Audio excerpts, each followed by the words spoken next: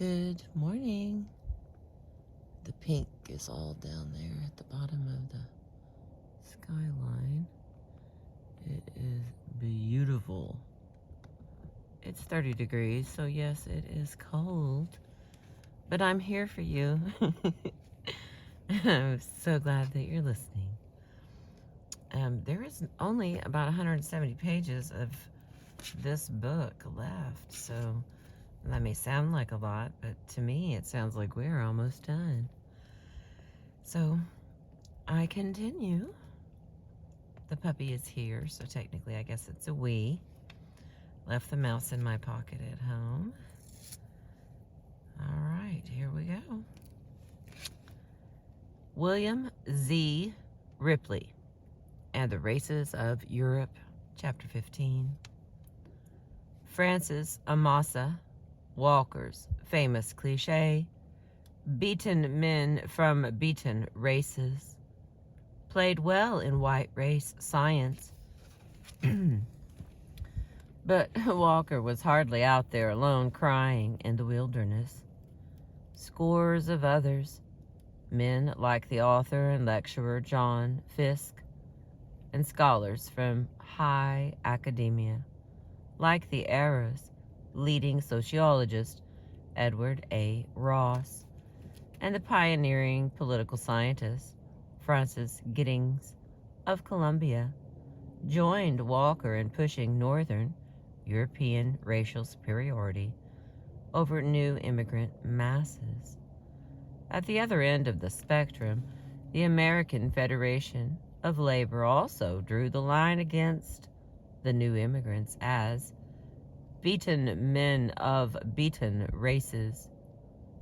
But Walker, who was to die in 1897, stood highest in influence, practically dictating how Americans would rank white people for decades, a period that introduced William Z. Ripley. Originally from Medford, Massachusetts, William Z. Ripley, born in 1867, died in 1941. Like Walker and Lodge, advertised his New England ancestry. His middle name, Zabina, he said, honored 5 generations of Plymouth ancestors. Neither of Ripley's parents, however, bore the name Zabina. Ripley contrasted our original Anglo-Saxon ancestry in America with that of the motley throngs now pouring in upon us. And like Walker, he attended his manly and nattily dressed appearance. Attended to his nattily, N-A-T-T-I-L-Y, dressed appearance. Manly, and I'm gonna have to look that word up. I thought it was a girl's name. Okay, here's a picture of him, but it's too dark for me to show you. I'll show you later. With Ripley, it was smart minds in handsome bodies all over again. And one might add, education and connections. After gaining a bachelor's degree in engineering from MIT, Ripley took a PhD in economics at Columbia, writing a dissertation on the economy of colonial Virginia. After 2 years lecturing at MIT and Columbia, Ripley found himself at somewhat loose ends in 1895. He needed a better paying job, and an aging Francis Walker needed a scientific classification of American immigrants. Walker chose Ripley, his favorite student, and Ripley seized the opportunity to codify the gaggle of immigrants. All right, let's see what the side note down here. Ripley told the New York Times reporter that he had needed the extra money for his children's education. All right, this guy's, we want to see him because he's something special. That's what he looks like.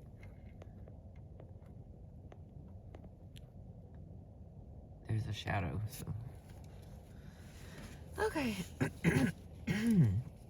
Ripley later said that the races of Europe took 19 months of work. The races of Europe looks to be a writing. To a scholar these days, that seems not very long. Working with his suffragist wife, Ida S. Davis, and librarians at the Boston Public Library, Ripley synthesized the writings of hundreds of anthropologists. Another side note. In his preface, Ripley says that his wife performed such a goodly share of the book's preparations that he wanted to include her name on the title page. This did not occur. That's not funny, but we're gonna laugh. So we don't have video of Crystal crying about that. Okay. Of course it didn't occur. Ripley later, okay, here's who he worked with. Okay, John Bedeau in England, and Joseph Deneker and George Walker de la Pogue in France proved especially helpful. European anthropologists had been compulsively measuring their population for decades, offering Ripley tens of thousands of detailed measurements, charts, maps, photographs. Ripley used them all. Such exhaustive scholarship, together with the PhD attached to Ripley's Anglo-Saxon name on the title page, endowed the races of Europe with a glowing scientific aura. Ripley's work first reached the public as a series of lectures.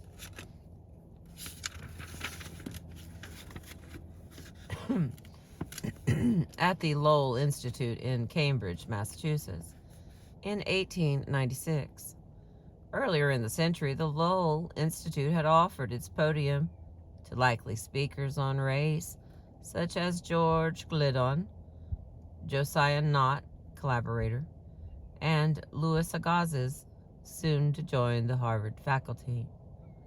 The New York publisher Appleton used the lectures serially in Popular Science Monthly, and then published a generously illustrated book in 1899. Side note, two other seminal racist works also appeared in 1899.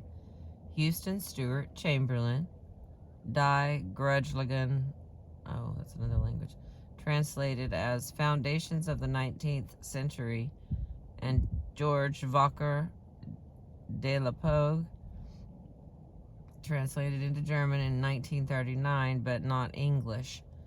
A now forgotten, then inspiring American racist scholar, Carl C. Clausen, translated LaPogue's shorter work on the Aryan.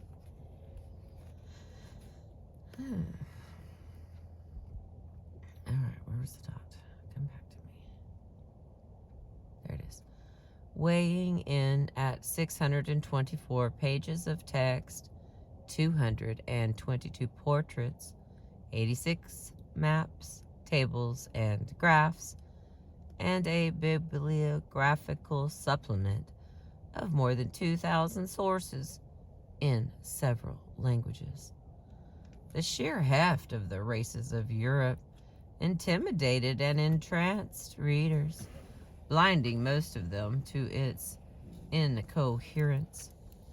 Ripley himself may have been blinded by the magnitude of his task, aiming as he did to reconcile a welter of conflicting racial classifications that could not be reconciled. And then we've got a little figure over here about his racial types. It's called European Racial Types. From William Z. Ripley, The Races of Europe, 1899, if you want to look that up. The words are tiny and I see no gain. Okay. In this table, Ripley presents traits he considered important, like head shape, pigmentation, and height, along with the multiple taxonomies posited by various scholars. One glaring taxonomic dilemma appears in the inclusion of Celtic, in parentheses, beneath Alpine. Anthropologists had long struggled to sort out the relationship between ancient and modern Celts, between the Celtic regions of Europe, such as Ireland and Brittany, and between ancient and modern Celtic languages, such as Gaelic. Was France a Celtic nation? Yes and no. French Republicans embraced their nation's revolutionary heritage, identifying with such glorious ancient Celtic heroes as Vercingetorix, the tragic protagonist of Caesar's Gallic War. Royalists like Alexis de Tocqueville and his companion Gustave de Beaumont, in contrast, proudly claiming descent from Germanic conquerors. Beaumont, we remember, gave his French protagonist in Marie the Frankish name Ludwig rather than the more familiar French Louis. Ripley's parentheses does not solve the Celtic problem, and he stoops to insert George Fokker-Lapogue, a cranky, reactionary librarian at a French university, whom we will encounter again later.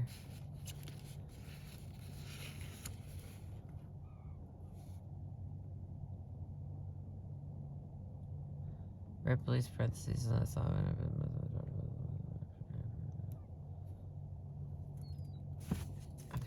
it seems to jump, but we're gonna roll into the list of authorities.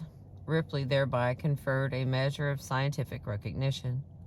Although Lapogue's fanatic Aryan duotonic chauvinism destroyed his standing in France, questionable scholarship aside, Ripley had set out to transcend the current mouthings of the racist, lunatic fringe, and his thoroughness inspired confidence for years.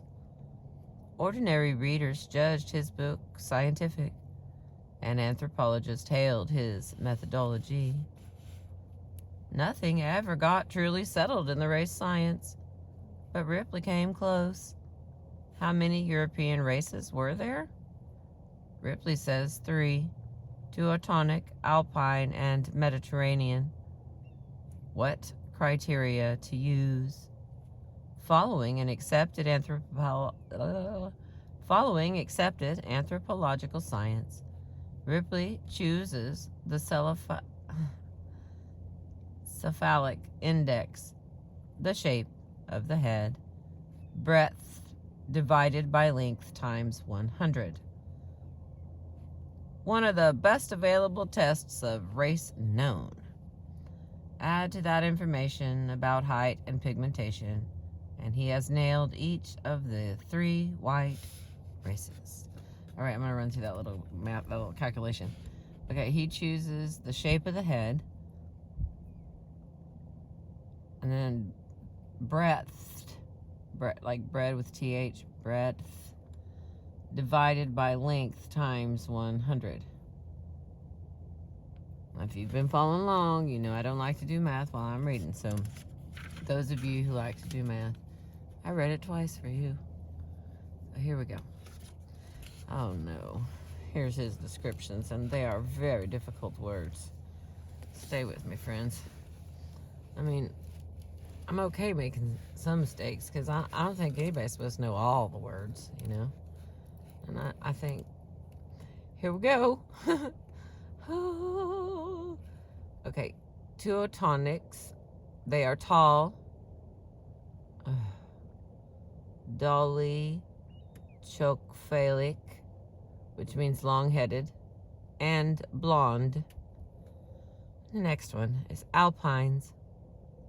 They are medium in stature, brachiocephalic, which means they have a round head, with medium-colored hair. And the last one, Mediterraneans. Short, dolichophalag, which is long-headed and dark. Okay, so we have, if you're short and dark with a long head, you're Mediterranean. Teutonics, you can be tall and have a long head and blonde. And alpines are kind of anything in the middle. Okay. I think we got it, right? These are not facts. This is just information. Oh, that word.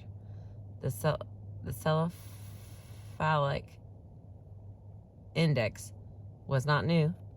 In fact, a real European scholar, the Swedish anthropologist Anders Retzes, had invented it in 1842, coining the term brachycephalic to describe broadheads and dolichophalig to describe long heads. The technique quickly took hold in Europe, where researchers took to measuring heads by the tens of thousands. Anthropologists loved the cephalic index because it seemed to measure something stable. The race theorists demanded permanence. Heads supposedly remained constant across an endless succession of generations. Concentration on the head was not new. A skull, we recall, had inspired Blumenbach's naming white people Caucasian. Samuel George Morton and Josiah Knott had backed up their assertions of white supremacy with Mrs. Glidden's drawings of skulls. Francis Paul Broca, his generation's most renowned anthropologist, also based his race theories on skull measurements. The birds have arrived. It is beautiful. It's so nice to not have the wind. I just want to be thankful for the lack of wind at the moment. All right. Retzius and other fans of the cephalic index had no trouble linking head shape with racial qualities such as enterprise, beauty, and of course, intelligence. Theorizing from old skulls, they envisioned primitive, ancient, Stone Age Europeans, often identified as Celts, as brachiocephalic, and also dark in color. Accepted theory soon held that long-headed had invaded Europe and conquered these primitive, broad-headed people. A lot of the old natives were still around. People considered backward, such as the Basques, the Finns, the Lapps, and quite a few Celts. They were still assumed to be primitive natives like peasants and other supposedly inert groups. Back in the day when people loved words. I used to love words. This book will take it right out of you. Okay, hang on. We got a little special note at the bottom here. Paul Broca became the most enthusiastic French anthropometrist in the middle of the 19th century, but in the 1870s era of sharp military conflict between France and a newly united Germany, Broca pulled back from the association of long-headedness to Teutonic race and enterprise, now taking notes of the close relationship between science and jingoism. It is jingo, Jingoism. I don't even know what that is. Maybe it'll come up later. Broca pointed out that the greatest scientific admirers of dolichocephaly came from Northern Europe. They had relegated France to the brachiocephalic zone out of racial chauvinism. Well, I'm glad we read that. Okay, let's see. That was the end of that. Back over here. We're tootling along. Following the English anthropologist John Beddoe, Ripley gingerly notes the profound contrast which exists between the temperament of the Celtic-speaking and the Teutonic strains in these British islands. The Irish and Welsh are as different from the stolid Englishman as indeed the Italian differs from the Swede, S-W-E-D-E. This idea of temperament as a racial trait was based on a perversion of Darwinian evolution. With a perfectly straight face, anthropologists reasoned that evolution operated on entire races, not individuals or breeding populations. That races had personalities, and that physical measurements of heads betokened racial personality. Over time, the cephalic index both dominated as a symbol of race and became a two-edged sword when color was added to it. Long-headed people, dolichocephalics, for instance, should be light and Teutonic, good or dark and medium, Mediterranean. They should be light and Teutonic, so they would be good. Or they could be dark and Mediterranean, which was bad. Alpines may be middling, may be bad. Were supposed to be brownish and brachiocephalic. These correlations counted as harmonic correspondence. Oh my Lord, hang on. It's all that, it's to keep throwing these words in. I didn't look up. Okay, these correlations counted as harmonic correspondence. Rather than deal with people who did not fit the pattern, such as blonde alpines, race-minded anthropologists them deemed disharmonic, and then just ignored them. Perfectly harmonic Mediterraneans with long heads and dark hair, eyes, and skin also faded from view because anthropologists judged them to be obviously inferior and therefore of scant interest. Here comes the sun. Feel the warmth. At first, all this measuring of heads meant little to most Americans. Slavery and segregation had seen to it that race resided, most obviously in skin color, or at least in physical appearance or ancestry that could be classified as black or white.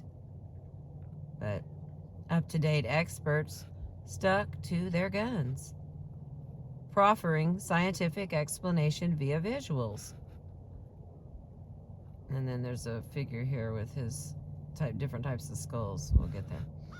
A caption at the lower left reads, brachiocephalic type, index 87, Zuid, Beveland, Holland, and refers to photographs on the left. On the lower right, dolichocephalic, index 73, Zealand, Holland refers to photographs on the right. Even though both these skulls as well come from the Netherlands, anthropologists usually classify the Netherlands as Dolicho blonde territory. Alright, I'm going to show you these skulls. I don't know how much good it's going to do any of us. There's what we're after here. And if you want to look that information up. Well, it would be terrible if you can't figure out where you are until after you die so they can see your skull. I mean, if you have hair and stuff, how they know what kind of skull you have? That doesn't even make sense to me. But the weirdest thing is, that's what I've heard all my life. My family had always done hair. A family full of hairdressers or hair barbers. That's the right word, barbers. So talking about the shape of people's heads and measuring their heads was just a normal thing. I didn't know it was normal for like 100 years ago. That's not really, we can say normal. It was probably 50 years ago. Anyway, I was talking about it. Now that I think about it.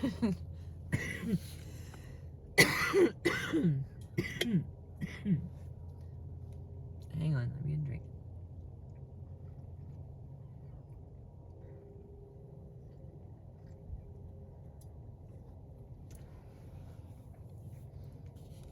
Oh, that's interesting. All right, here we go. These images were intended to show the difference between a long skull with a cephalic index of 73 and a round skull with a cephalic index of 87. Since ordinary readers rarely encountered skulls in everyday life, and Ripley badly wanted them to understand, he added photographs of racial types along with their cephalic indices for further clarifications. And there's another one over here called the 3 European racial types. And so that's this other picture that I was almost showing you and then bailed on this.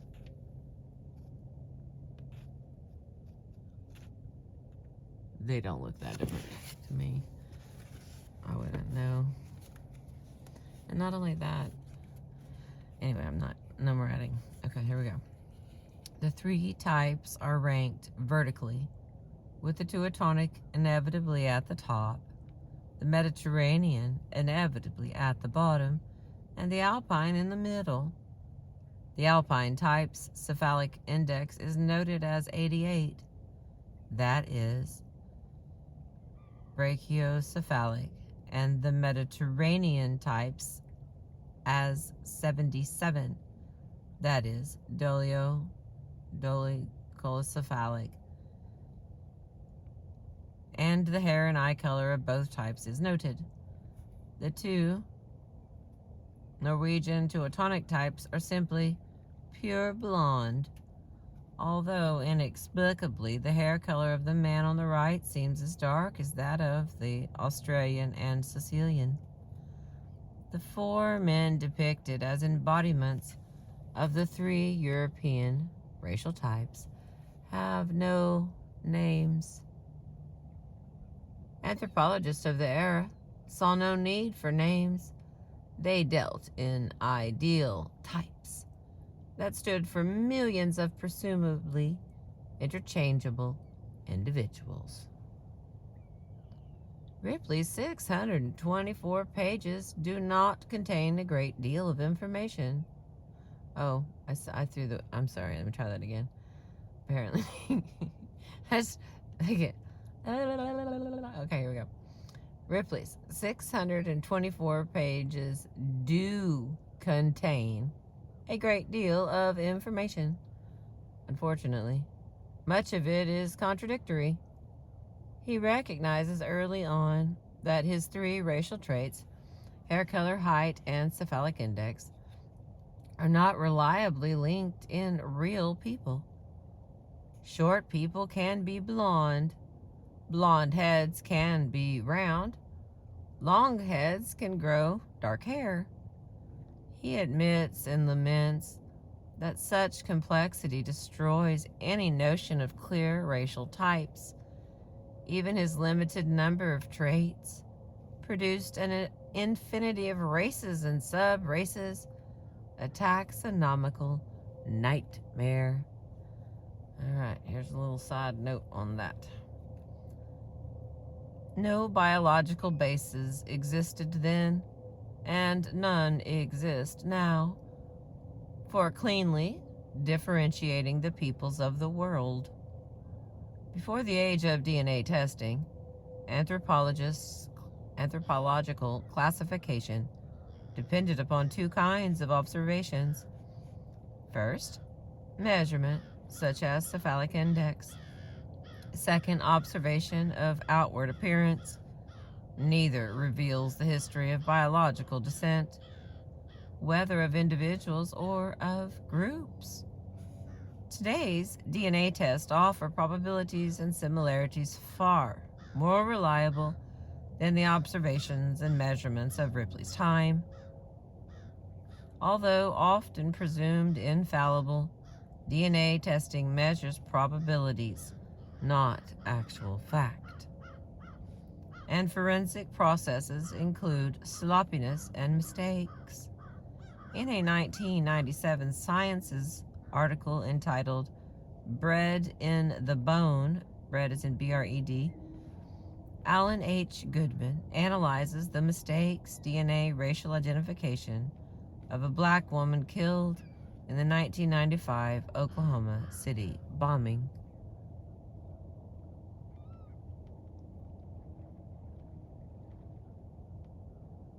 Okay, that article is from 1997, and something called Sciences is Bread, B-R-E-D, in the Bone. And then that was Alan H. Goodman, and now analyzes the mistaken DNA racial identification of a black woman killed in the 1995 Oklahoma City bombing.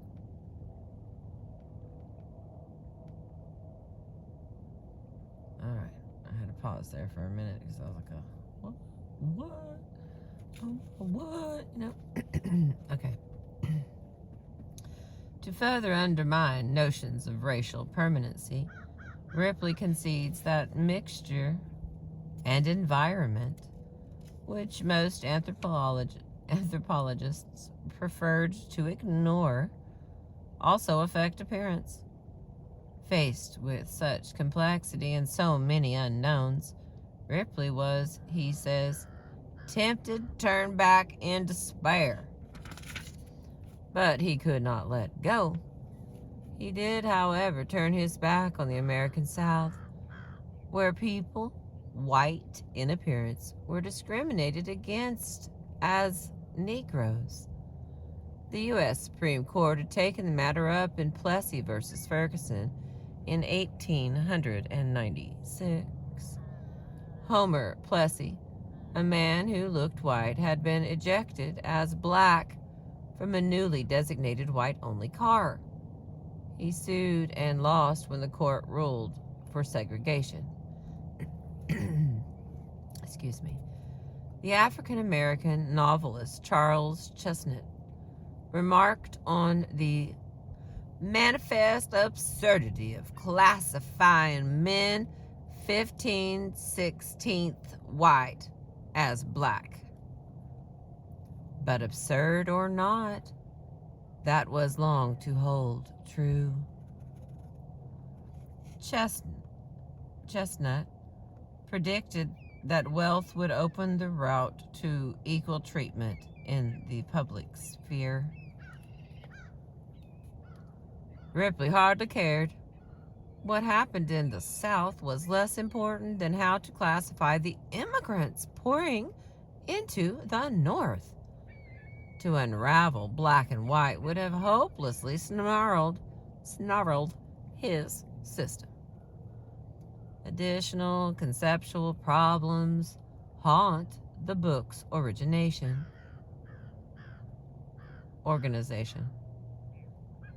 Definitions.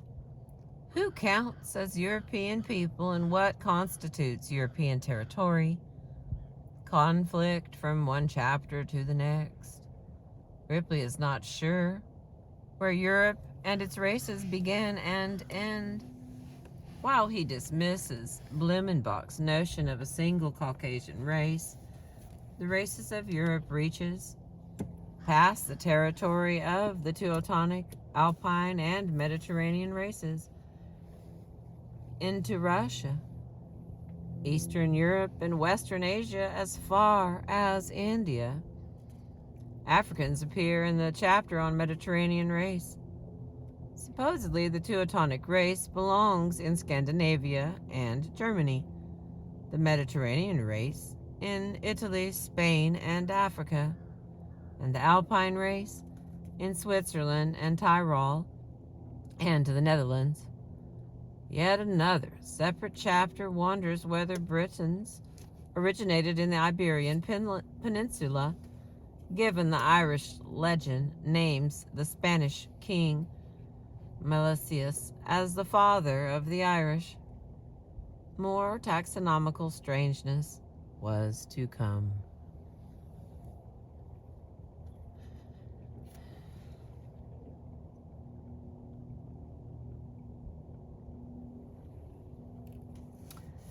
As noted, Ripley's three-race system excludes many Europeans, such as Jews, Slavs, Eastern Europeans, and Turks. Lapps, L-A-P-P-S, present, which is type of people, present the usual quandary. They obviously live in Europe, but they do not look the way anthropologists wanted Europeans to look. Linguists did not face this problem. They put Lapps with Magyars, Finns, and other speakers of Finnic languages. No problem there. But Ripley rejects this linguistic classification because the Lapps lack beauty. The Magyars, among the finest representatives of a West European type, he says, are no more like the Lapps than the Australian Bushmen. The captions under photos of Lapps list only height 4, 9.5, and 4.8, and high cephalic indexes, both at 87.5, as confirmation that Lapps are too short in stature and too broad of head. The caption reads, Scandinavia, Teutonic types 55, Vaage, V-A-A-G-E, index 75, 56, 7, we're just listing off everybody's head size. That is relevant, in my executive opinion. Okay, here we go.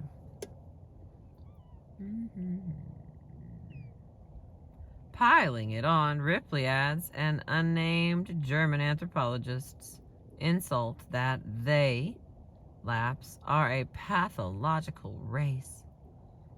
Actually, rather than documenting pathology, these photographs demonstrate a Scandinavian variety trumped by racial science obsession with purity.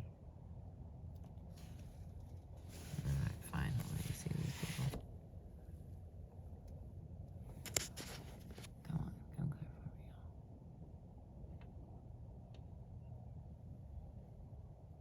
There we go.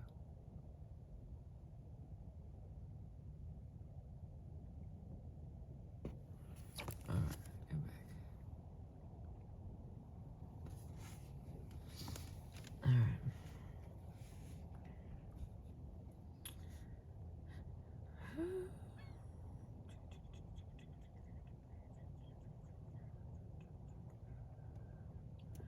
Jews pose another problem. Having long occupied a separate conceptual space within the races of Europe, they must be discussed as a category.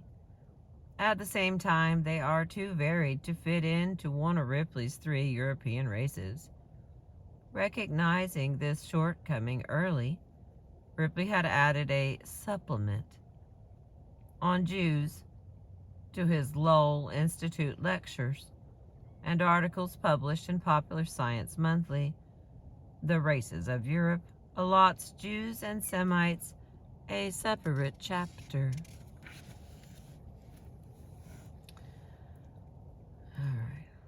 Anti-Semitic writers had long posited a permanent Jewish race, but Ripley does not like that. Rather, he calls, excuse me,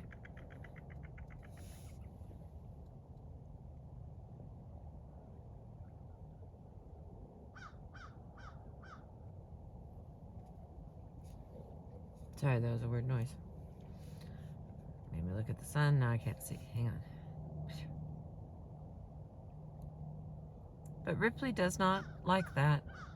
Rather, he calls them a, quote, people, unquote, since Jews conform closely to others among whom they live. His photographs of Jewish faces confirm regional variation. Side note, the National Geographic Reviewer of the Races of Europe found Ripley's separate treatment of Jews anti-Semitic because it treated Jews as though they did not fully belong in Europe. All right, here's his little picture. What he thinks. Oh. That's not clear.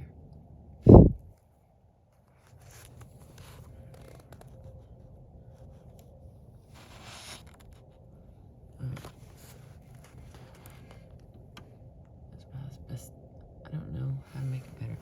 I want you to see this little squirrely ass drawing he did over here too. Okay.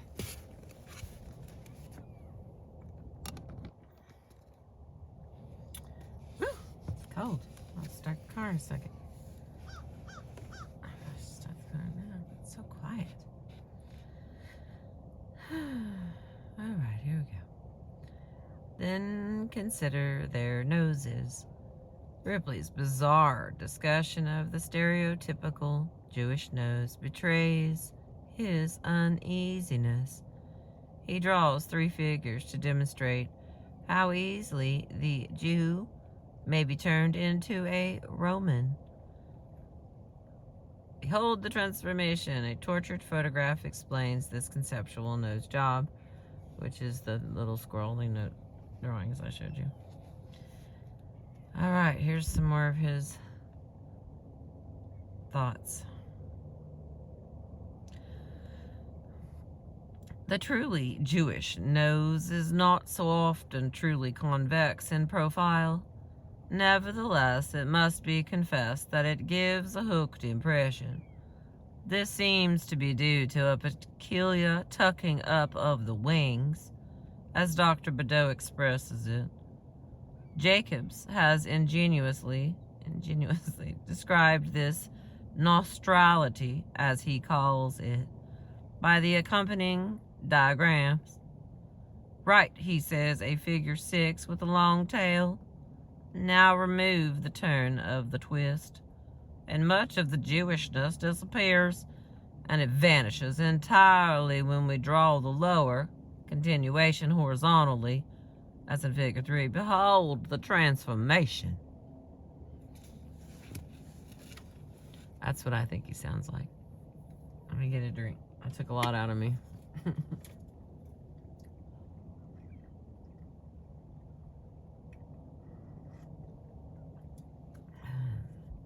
All right, I continue for the sake of all of us. Throwing up his hands, Ripley also explains that Jewish noses do not prevail among urban Jews. Besides, many non-Jews have noses that look Jewish. Today's readers might find intriguingly Ripley's use of a measure of blackness for people of the British Isles. His tool, the index of NIGRESCENCE,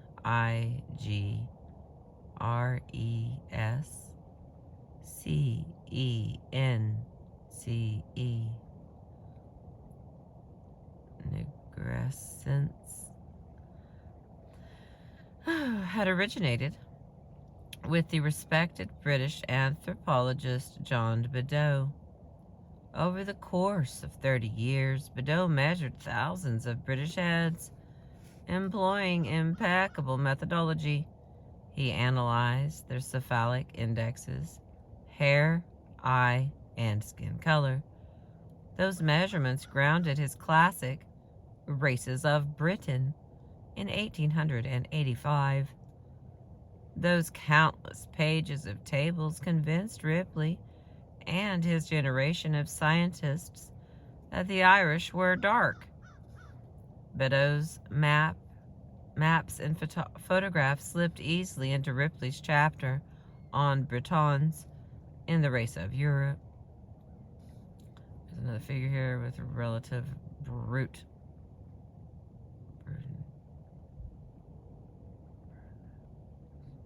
Okay, I don't know that word either. The text reads, relative brunetteness, British Isles. After Beddoe, 85 Races of Britain. He had 13,088 observations. On the right, the scale ranks the index of negrescence, with light skin and hair at the top and dark skin and hair at the bottom. This map also attempts to define linguistic groups.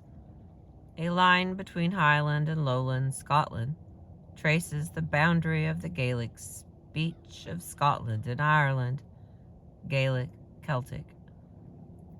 Another line separates English from the Gaelic of Wales and the Channel Islands, Cymric, Celtic. A line through Ireland demarcates the eastern borderline of Irish Gaelic. These unreliable linguistic borders often reappeared as racial boundaries between Breton and Celt. Lowland Scots, such as Thomas Carlyle and Robert Knox, you may recall, were delighted to be British Saxons rather than Highland Scottish Celts. Races of Europe vaulted to success immediately on publication.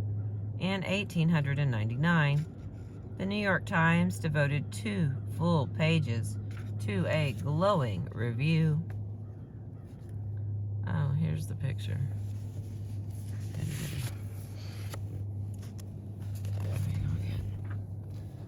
A little bit of crystal show and tell this morning. I can get it to clear up for us. Okay, there we go.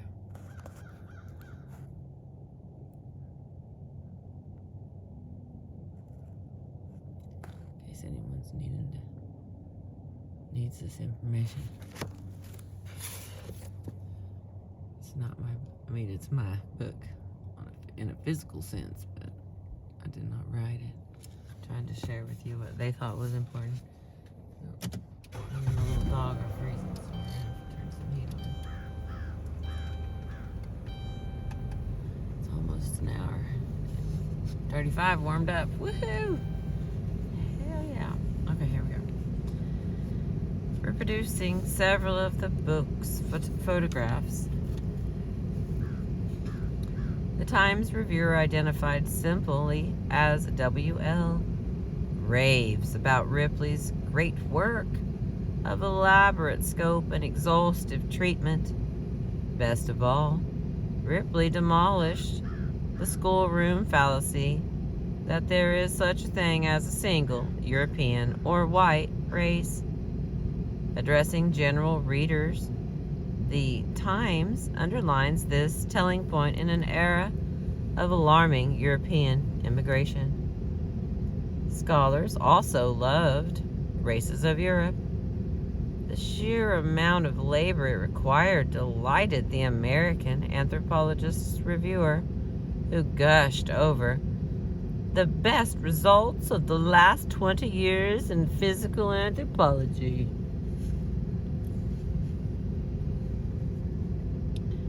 The British edition of 1900 prompted the Royal Anthropological Society to give Ripley's Anthropologies crowning honors, the Huxley Medal, and an invitation to deliver the Huxley Lecture of 1902. Occupied with a move from part-time appointments at MIT and Columbia to a permanent post at Harvard, Ripley was unable to accept for 1902. Later he remarked with youthful hubris that Sir Francis Galton, the world's most famous statistician and the father of eugenics, had substituted for him. Ripley did finally deliver the 1908 Huxley Lecture, the first American to achieve this singular mark of distinction. The New York Times reported his lecture under the pithy headline of "Future Americans Will Be Swarthy." Literally, swarthy. Like racists of Europe, Ripley's Huxley Lecture delivers racist notions in scholarly tones. There's a little side note. Racist here does not refer to people of color who were not part of Ripley's concern. He spoke the lexicon of biological racial difference with regard only to people now considered white. He predicts a complete submergence of Anglo-Saxon Americans to follow the forcible dislocation and abnormal intermixture of many races in the low Anglo-Saxon birth rate. He also frets that Jews, both Russian and Polish, were dying at too slow a rate, only one half that of the native-born American, despite living in abysmal circumstances. While Anglo-Saxons avoided having children, short, dark, round-headed Jews in the tenements multiplied alarmingly.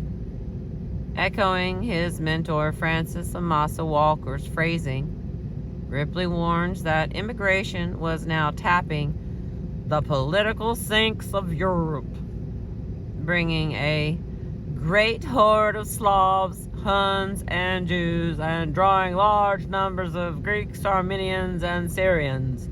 No people is too mean or lowly to seek an asylum on our shores. That's what I think he sounded like.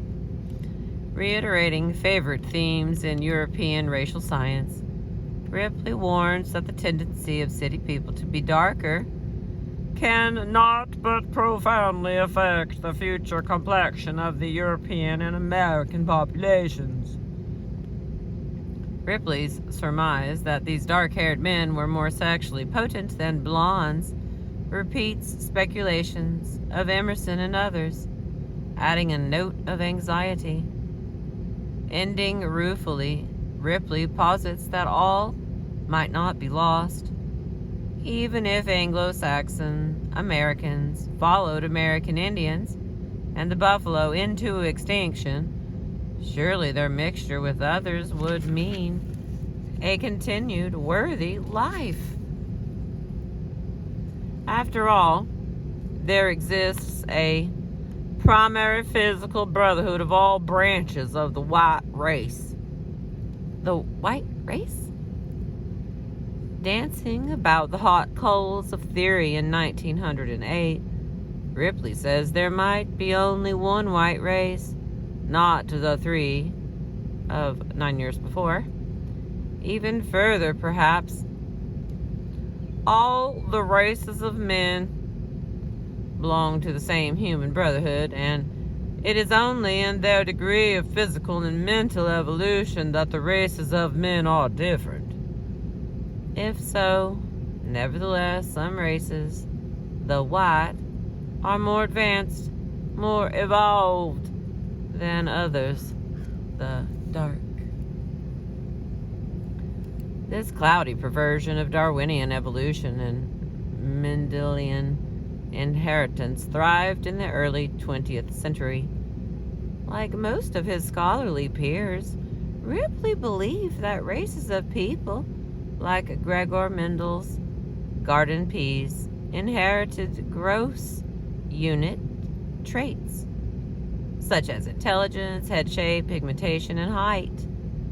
Because Ripley believed that the original Europeans, those primitive Stone Age Celts, fated for displacement, were dark. He concludes that the abnormal intermixture of people in the United States would lead to a reversion to the original stock. The hybrids might be even darker than the dark parent because of the greater divergence of stocks. If Italian men mated with Irish women, they would produce the more powerful, the reverse tendency. If Italian men mated with Irish women, they would produce the more powerful, the reversionary tendency. Does that mean you'd be opposite?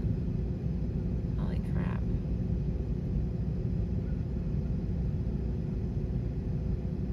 Toward darkness.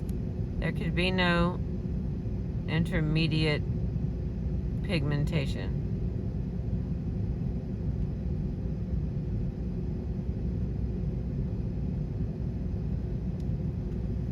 Okay, there was some dots in there. Probably could have read those in. Harvard prestige played a large part in the longevity of such nonsense as scientific truth, but mostly the races of Europe spoke to a race-obsessed nation by delivering the right opinions dressed up as science. Never mind that the book could not survive a careful reading, that it bulged with internal contradiction, or that its tables and maps offered a babel of conflicting taxonomies. William Z. Ripley's Races of Europe remained definitive for the next quarter century. Although Races of Europe defined Ripley's reputation over the long run, it represented a detour in his scholarship, for the young Ripley had first been a promising economist rather than an anthropologist. True, Races of Europe brought him excellent job offers from Cornell, Columbia, Yale, and Harvard, but the position he accepted in 1902 took him into Harvard's Department of Political Economy, where he remained until his retirement in 1933, when, like his mentor, Francis Amasa Walker, he served as president of the American Economic Association. In these many years, Ripley's reputation shone brightly. He appeared regularly in the New York Times. In the mid-1920s, he warned President Calvin Coolidge, investors, and politicians of the dangers of unsound railroad financing, and appeared as a cartoon character measuring railroad financial soundness. Ripley measuring the railroads. Oh, the picture of him. During the Hoover years of the Great Depression, he advocated government regulation along lines that would become President Franklin D. Roosevelt's New Deal. In fact, Ripley had taught Roosevelt at Harvard, delivering lectures that apparently inspired the reform of the American economy. Through it all, the New York Times covered him diligently, printing his warnings and reviewing his books. It reported Ripley's auto accident, his nervous breakdowns, his retirement, his death, and a quarter of a century later, the death of his wife. All this attention signified a scholar at the top of the heap, but an immigrant of an original turn of mind was rising to challenge his preeminence. There's a picture of him measuring railroads. Okay, we are kicking it. Thank you for being with me. I appreciate you. That's what we're reading.